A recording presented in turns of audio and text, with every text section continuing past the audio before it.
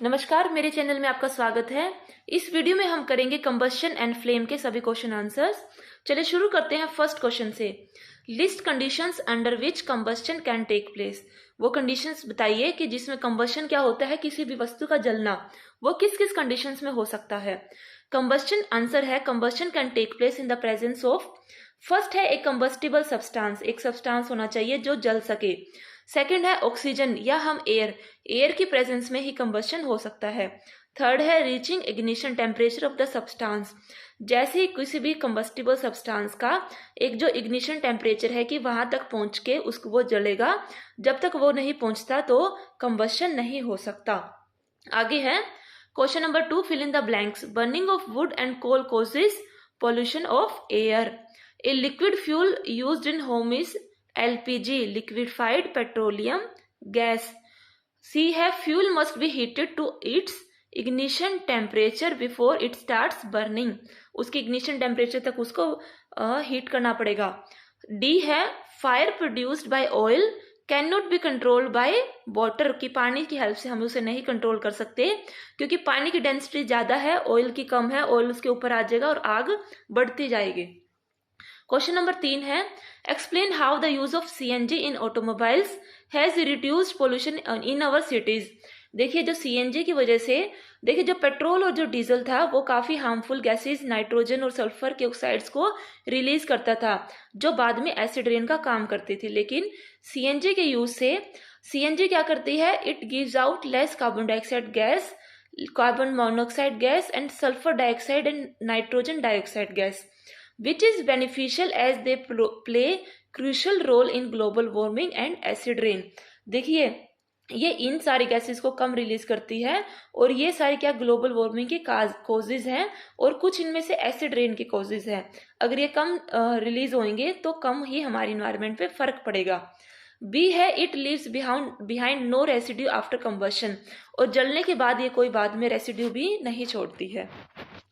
Question number 4 है कि LPG और वुड के बीच में आप कंपैरिजन करें। देखिए जो एलपीजी है it does not cause pollution और कंबस्शन, जलने पर ये पोल्यूशन नहीं कॉज करती। वुड है कि ये एयर को पोल्यूट करती है, ये हार्मफुल सब्सटेंसेस को रिलीज करती है।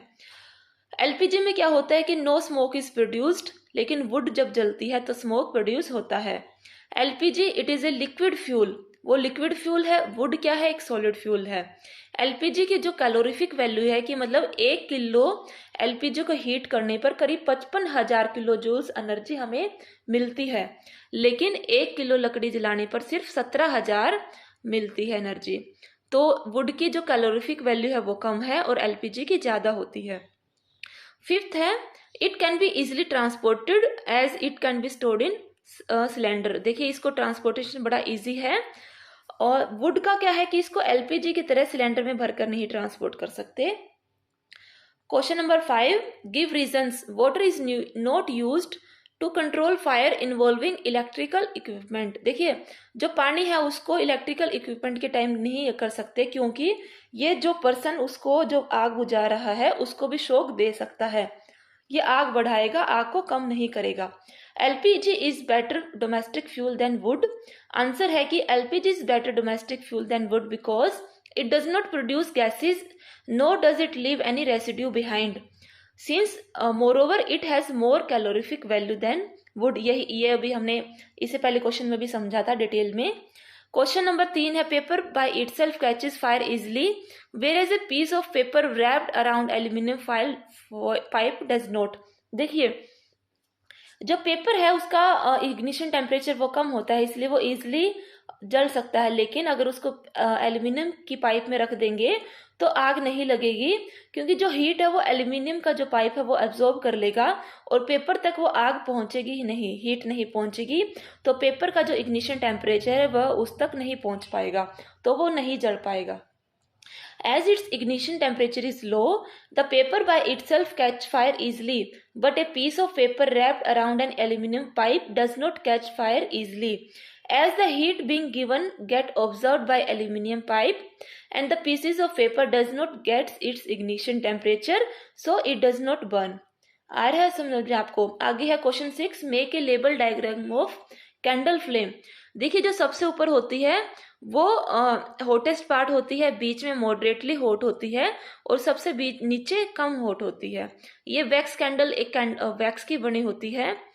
आगे है जो इनर मोस्ट जोन होता है वो ब्लैक कलर होता है, ये मिडल जोन है ये येलो कलर है, और ऊपर जो आउटर जोन है वो ब्लू कलर का होता है। क्वेश्चन नंबर 7 है name the unit in which calorific value of a fuel is expressed. इसको एक्सप्रेस करते हैं हम किलो जूल पर केजी। ठीक है। क्वेश्चन नंबर 8 है how carbon dioxide is able to control fire. देखिए कार्बन डाइऑक्साइड कैसे काम करती है, ये ऑक्सीजन से हैवी होती है, ये एक ब्लैंकेट बना लेती है आग के दौरान, और आग के अगर अराउंड एक ब्लैंकेट आ जाएगा तो जो बाहर की ऑक्सीजन है उसकी सप्लाई रुक जाएगी, ऑक्सीजन नहीं होगी तो उस ऑक्सीजन ना होने की प्रेजेंस में आग आगे नहीं बढ़ेगी और वो रुक जाएगी। दूसरा क्या करेगी कि जिस भी सब्सटेंस पे आग लगी है वो उसका टेम्परेचर कम कर देगी, टेम्परेचर कम हुआ, इग्निशन टेम्परेचर कम हो गया तो आग नहीं बढ़ेगी। ये सब तरीके हैं कि जब कार्बन डाइऑक्साइड फायर को कंट्रोल करती है। हम इसे पढ़ लेते हैं। As carbon dioxide is heavier than oxygen it forms a blanket around fire because of which the supply of air is stopped moreover it brings down the temperature of the burning substance. In this way it plays a significant role in controlling fire. Question number 9 है it is difficult to burn a heap of green leaves but dry leaves catch fire easily. देखिए ये हम पहले समझ चुके हैं कि ignition temperature जब तक रीच नहीं होगा तो कोई भी सब्सटेंस नहीं जलेगा।